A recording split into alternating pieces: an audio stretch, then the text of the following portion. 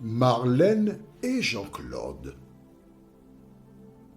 te présentent pour 2026 la série qui s'intitule « Voici, il vient ». Merci pour ta fidélité et que l'Éternel continue de t'éclairer tandis que tu découvres la vérité. Oui, tu découvres la vérité. Alors, aujourd'hui, nous verrons, notre thème, c'est des Juifs. La référence se trouve dans le livre de Actes des Apôtres, chapitre 16, les versets 19 et 20. Des Juifs. Avant de l'aborder, prions. Notre Seigneur et notre Dieu, grande est notre joie parce que nous avons vu comment ces deux hommes envoyés par toi ont fait de grandes choses. Alors que nous continuons cette étude de la Bible, Saint-Esprit, viens parler à nos cœurs, nous instruire et nous conduire dans toute la vérité, nous t'en prions. Au nom de Jésus et pour ta gloire éternelle. Amen. Rappelle-toi, quand Jésus envoya les disciples, dans Matthieu 28, le verset 20, il déclara « Et voici, je suis avec vous tous les jours jusqu'à la fin du monde. » Essaie d'imaginer Timothée et Paul. Ils sont partis en mission. En chemin, le Saint-Esprit les empêche d'aller dans deux endroits qu'ils voulaient aller. Intéressant. Pourquoi? Parce que la Bible nous indique à travers cela que l'homme regarde à ce qui frappe les yeux. L'homme, dans sa tête, il pense d'une certaine manière. Mais c'est l'Éternel qui a le dernier mot. C'est l'Éternel qui sait où nous devons aller et ce que nous devons faire. Et pour leur montrer à tous deux la destination, Paul a une vision. Macédoine. Ils passent dans plusieurs bourgades, ils arrivent à Macédoine. Ils commencent leur travail. Jusqu'à ce que, ayant l'information, ils se rendent près d'une rivière où les gens avaient l'habitude de faire quoi? Des prières. Ils s'y rendent. Ils rencontrent quoi? Des femmes. On ne parle pas des femmes et des hommes, on dit des femmes. Il y avait peut-être plus de femmes que d'hommes, mais on a dit des femmes. Donc je préfère croire qu'il n'y avait que des femmes. Et j'ai eu l'occasion de te dire que les femmes sont toujours les premières à se tourner vers les choses spirituelles. Et voilà donc, qu'est-ce qui se passe? Parmi ces femmes, il y a une qui se prénomme comment? Lydie. La Bible déclare qu'elle écoutait attentivement. Elle remplissait les conditions pour que le Saint-Esprit aille en elle. Mon ami, écoute-moi bien, qui que tu sois. Aller à l'église, ça ne veut rien dire. Aller à l'église avec le désir de rencontrer Dieu, c'est ça l'essentiel. C'est ce qui est important. La deuxième chose que je voudrais te dire par rapport à cela, c'est que cette femme, Lydie, elle avait la crainte de Dieu. Aujourd'hui, ce dont nous avons besoin, ce sont des femmes et des hommes qui ont la crainte de Dieu. Des personnes qui savent qu'il y a un Dieu créateur et qui ne rigolent pas avec la parole de Dieu, mais qui cherchent à la mettre en pratique. Et sur la foule qui avait là, quand je dis foule, ils étaient peut-être 10 ou 15, mais qu'importe le nombre. Sur l'ensemble des personnes présentes, seulement une seule Lydie qui a été visitée par le Saint-Esprit. Tu es peut-être dans une communauté religieuse. Est-ce que tu remplis les conditions pour que le Saint-Esprit te visite? C'est ça la question.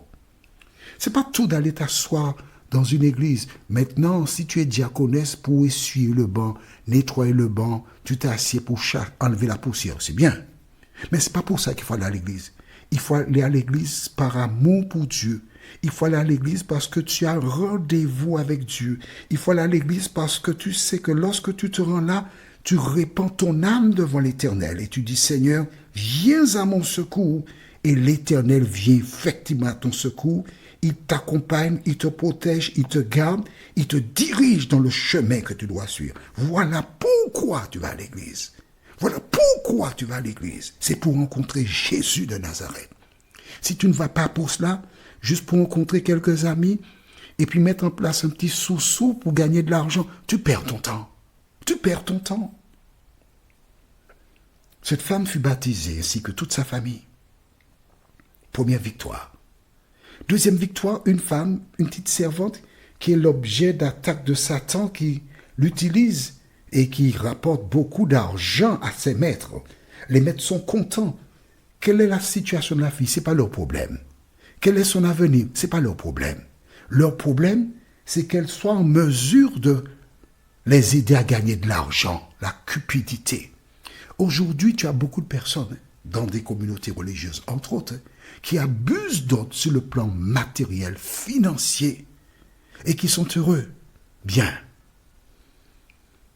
Mais Dieu a vu que cette jeune fille ne pouvait pas continuer à être servante de maître ingrat, méchant, cupide, mais aussi servante du diable. Alors que fait Dieu? Il a envoyé Paul et Timothée à Macédoine pour la libérer. Elle fut libérée. Mais que se passe-t-il après? Une fois qu'elle fut libérée, c'est à ce moment que les choses sérieuses vont commencer. Que se passe-t-il? Prenons nos Bibles dans le livre de Actes des Apôtres, chapitre 16, versets 19 à 20. 19 et 20. J'attends que tu aies trouvé. Je ne suis pas pressé de te quitter. Tu as trouvé? D'accord. Alors, Actes chapitre 16, versets 19 et 20. Mais nous allons lire progressivement, d'accord? Les maîtres de la servante, voyant disparaître l'espoir de leur gain, se saisirent de Paul et de Silas et les traînèrent sur la place publique devant les magistrats. On s'arrête ici. Maman. Voici les maîtres de la servante, lorsqu'ils ont vu qu'ils ont perdu leur source de revenus, ils se saisirent. Quand on dit saisir, ne pas donner la main, non? Ils sont, alors je présume les maîtres, il y avait probablement le père, des frères, etc., des fils. Ils sont venus, ils ont tenu Paul, et puis ils les ont traînés sur la place publique. Traînés, c'est-à-dire tenus. Et puis, Paul et Timothée ne savent pas ce qui se passe. Ils ne savent pas. Ils voient des gens venir tomber sur eux, les tenir et puis les tirer. Qu'est-ce qui se passe? Pourtant, Jésus avait dit, je suis avec vous tous les jours jusqu'à la fin du monde. Qu'est-ce qui se passe? Pourquoi ça nous arrive? Ils ne savent pas encore. Et arrivé sur la place publique, que se passe-t-il? On dit la suite, juste le verset qui suit. Ils les présentèrent au prêteur en disant, ces hommes troublent notre ville, ce sont des Juifs. Ah, le mot est lâché. Qu'est-ce qui se passe là? On est des Juifs. Est-ce que tu vois que déjà en ce temps-là, les Juifs n'étaient pas cotés à Macédoine? Hein? Mais où sont-ils admis vraiment? On les supporte dans beaucoup de pays. Mais est-ce qu'on les aime? Pas du tout. Et c'est un acte raciste parce qu'ils sont des Juifs. Vois-tu, ce sont les propriétaires de cette petite servante qui, ayant perdu la source de gain, qui se révoltent contre Paul et Timothée. C'est cela l'explication rationnelle. Mais ce n'est pas ça. Ce n'est pas ça du tout. De quoi s'agit-il alors? Je vais t'expliquer. En fait, les gens ont perdu la source de gain, on est d'accord. Mais par-dessus tout, le diable a exploité la situation pour se débarrasser de Timothée et de Paul. Pourquoi? Justement parce qu'ils étaient venus proclamer l'évangile à Macédoine. Et proclamer l'évangile, c'est perdre des personnes. Lydie et sa famille ont déjà accepté Jésus. Satan ne peut pas rester là, les bras croisés et laisser faire. Il doit organiser la contre-attaque. Et il va utiliser les propriétaires de la servante, de l'esclave, pour qu'ils aillent dénoncer Paul et Timothée et que des hommes prennent des mesures afin de se débarrasser d'eux. Mais Paul et Timothée ne comprennent pas ce qui se passe. Mais Paul et Timothée, quoi? Ils savent que c'est l'Éternel qui les a envoyés à Macédoine. Ils savent que leur mission n'est pas achevée à Macédoine. Ils savent que Dieu a encore besoin d'eux à Macédoine. Dieu n'a pas dit, je ferai ci et après cela, non. Ils sont au service de l'Éternel, ils ne se posent aucune question. Qui que tu sois, quelles que soient les victoires que tu as accordées à l'œuvre de Dieu, quelles que soient les actions que tu as menées pour Dieu, tant que tu es vivant, l'ennemi va tirer sur toi, il cherchera à te détruire, mais garde la foi. Reste fidèle à l'Éternel. Le Seigneur connaît le plan, il connaît le projet, il connaît le chemin, il connaît la destinée, il connaît la finalité. Garde la foi en Jésus-Christ. Notre prochain thème se trouve dans le livre de Actes des Apôtres, chapitre 16, verset 21. Prions notre Seigneur et notre Dieu.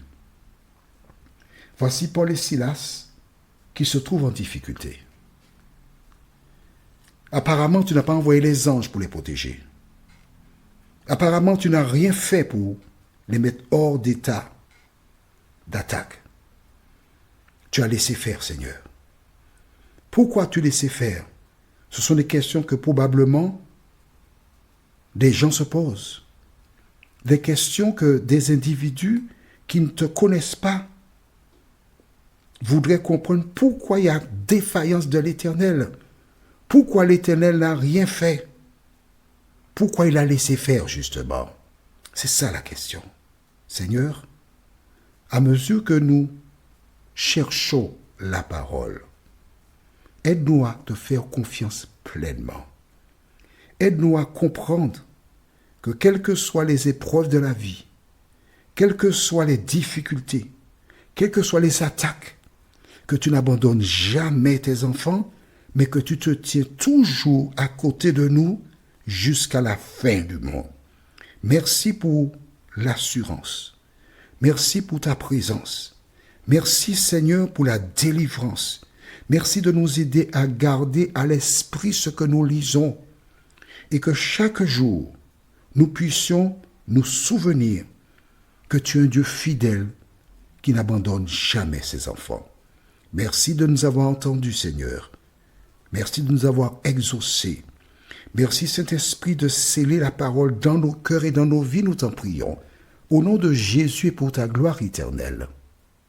Amen. Que l'Éternel continue de te bénir et te garder, et il me tarde de te retrouver. Nous sommes parvenus au terme de notre réflexion. Si d'aventure tu as une question, il te suffit d'envoyer un message par le biais de WhatsApp au numéro suivant, plus 596 696 88 93 93. Et alors Jean-Claude, moi, je me ferai un réel plaisir de répondre à ta question.